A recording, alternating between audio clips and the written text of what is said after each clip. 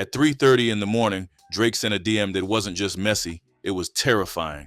3 words, unalive, slower. This wasn't promo. This wasn't lyrics. It was real. It was personal. And it exposed something bigger than any diss track. Kendrick Lamar broke Drake's mind. What's the wildest DM you've ever received or sent? Drop a comment if you think Drake needs therapy or if you think this was just him playing the game dirty. What happens when the most famous rapper in the world sends a 3-word message that sounds less like a lyric and more like a threat? Unalive, slower, not in a song, not in a public comment, but in a direct message sent privately at 3:30 in the morning to radio personality Ebro Darden, just hours before news broke that Ebro's Hot 97 morning show was canceled. This wasn't part of an album rollout. This wasn't strategic trolling. This was Aubrey Graham, wide awake in the dark, consumed by ego and vengeance. And that's why it matters, because when Drake gets personal off the record, it's not a bar, it's a confession. Let's talk about timing, because that 3:30 a.m. deal isn't random. Psychologists call this the hour of the wolf, the time of night when anxiety peaks, cortisol spikes, and your rational mind shuts down. It's when fear feels real and regrets scream louder than logic. So when Drake picked up his phone at that hour, he wasn't thinking like a PR mastermind. He was acting like a man who can't sleep because he lost control of the narrative. That message, unalive, slower, is what happens when insecurity meets insomnia. Not a calculated diss, a midnight unraveling. Not unalive, unalive, slower. That's not just disrespect, it's malicious. It suggests that Drake doesn't just want Ebro gone, he wants him to suffer. Slowly, publicly, emotionally. Now ask yourself, who talks like that? Not someone celebrating a win, not someone on top of the world, but someone who feels powerless, who's obsessed with making his critics feel pain. And then there's the second part. We got some for you. Now Drake's invoking a we, trying to sound like he's got backup. Like this is bigger than him, but that's just it. The language of a king is I. The language of fear is we. This DM didn't come out of nowhere. Ebro isn't some random radio guy Drake stumbled into. Their tension goes back years, way before Kendrick. Let's rewind to 2016. Drake tells a Madison Square Garden crowd, if Hot 97 fires Funk Flex, I'll come do their show. That was a power play, a public threat. And Ebro, he stood 10 toes down. Hot 97 kept Funk Flex. And just like that, the line was drawn. Since then, Ebro's become one of the only major voices in hip-hop media who refused to kiss the ring. He challenged the ghostwriting rumors, called out Drake's pop antics, and said out loud what fans were whispering. Drake is a sickness in the game, and Drake never forgot that. Drake remembers every critic, especially the ones who can't be bought. Drake's relationship with Hot 97 was never about collaboration. It was always about control. In 2016, when Drake publicly demanded they fire Funk Flex in exchange for an appearance, he wasn't asking. He was testing how much power he had. But Hot 97 didn't fold. Ebro and the crew stood behind their DJ. And from that moment on, Drake treated the station like an enemy. Drake was trying to silence criticism by forcing out Flex. Instead, he amplified Ebro, the one voice willing to keep challenging him out loud. Drake tried to control the culture and accidentally created his own biggest critic. Here's what really eats at Drake. He built a media machine that praises him on cue. But Ebro's unbothered. He critiques the music, the moves, the brand, even when it's unpopular. And during the Kendrick versus Drake saga, Ebro went in. He called Drake a sickness in the game, said his fans didn't care about real hip-hop, and reminded people what the culture actually stood for. For someone like Drake, who thrives on universal adoration, that hits deep. He can ignore random podcasters, but not a mainstream radio legend telling him he's part of the problem. Drake didn't just send a DM. He also dropped an axe emoji under an Instagram post announcing the cancellation of Ebro in the morning. A subtle jab? Maybe. But coming from Drake, it reads loud and clear, I won. But did he? Because that emoji didn't feel like celebration. It felt like revenge. It wasn't posted at the peak of his career. It was posted during his most criticized, most exposed era ever. Drake didn't rise above criticism. He waited for Ebro to get fired, then kicked him on the way down. That's not dominance. That's grudge energy. Drake didn't bury Ebro with bars. He waited for the axe to fall, then cheered. Here's the scariest part of all this. Drake didn't send that DM during business hours. He didn't respond live on air. He didn't drop a diss track.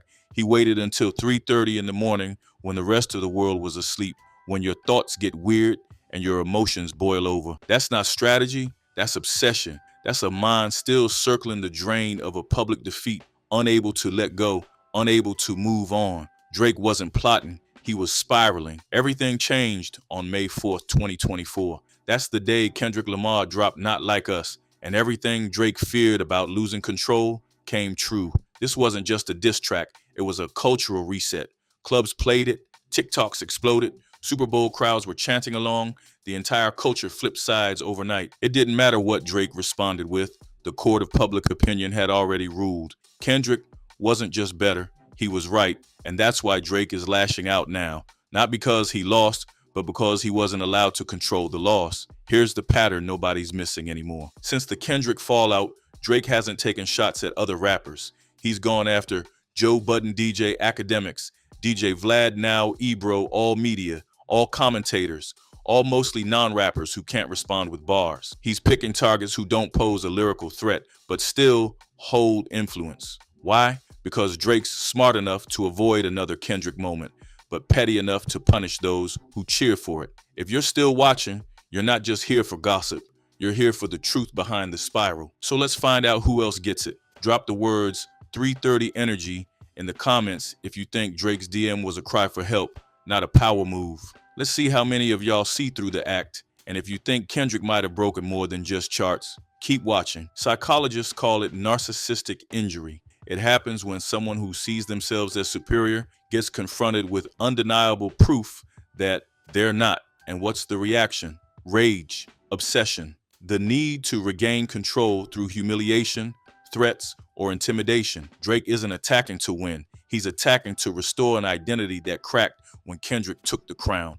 So how did Ebro clap back? He didn't curse, he didn't cry, he didn't threaten. He simply replied, "Relax.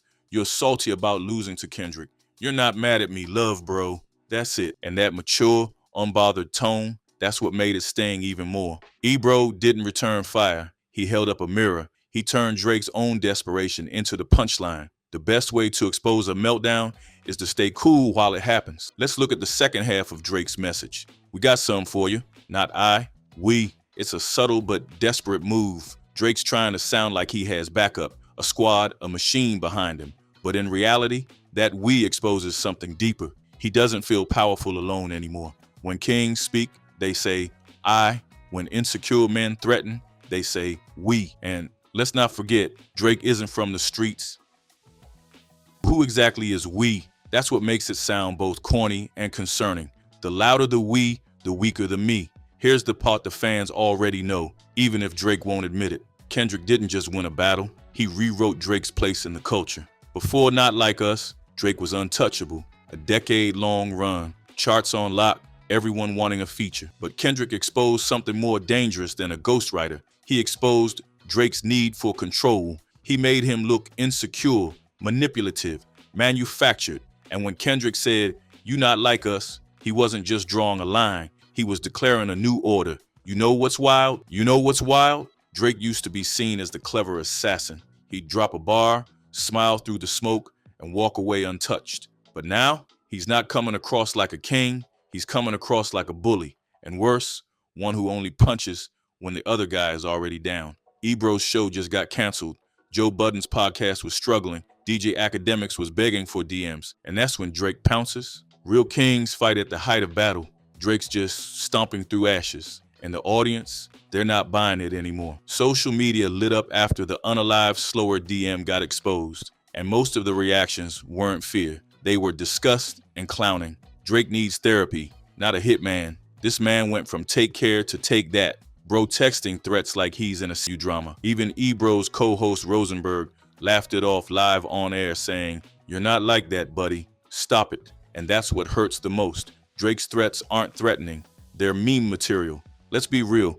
Drake is not a street rapper. Nobody's confusing him with Pusha T, 21 Savage, or any artist with real ties to the life. So when he sends messages like, "We got something for you," and "unalive slower," what's he actually doing? He's cosplaying gangster, and that's dangerous. Not because we think Drake is catching bodies, but because if something ever did happen to Ebro, even totally unrelated, this message would be Exhibit A. Here's the part that stings the most for Drake and for his fans. All of this, the emoji, the DM, the late night rage texts, it all could have been avoided with better music. If Drake had dropped a real response that crushed Kendrick on wax, we wouldn't even be talking about this. But instead of winning in the booth, Drake's trying to win in the DMs. He's letting ego drive the car while the culture walks away unimpressed. Kendrick didn't just beat him with bars, he made everything else Drake does look corny. If you want the throne back, stop typing, start rhyming. At first glance, this looked like a messy DM scandal, but now we know better. This wasn't just Drake being petty, it was a window into a fractured ego, still bleeding from a loss he never processed. A 3:30 a.m. threat, a hatchet emoji, a public meltdown dressed as power. And all of it proves one thing. Kendrick didn't just beat Drake. He broke the illusion that Drake was untouchable. When a king starts DMing radio hosts to unalive slower, the crown is already slipping. And if he wants to earn it back, it won't come through emojis. It'll come through bars. If you think Drake's ego isn't done unraveling, make sure to subscribe to the channel so you don't miss the breakdowns to come.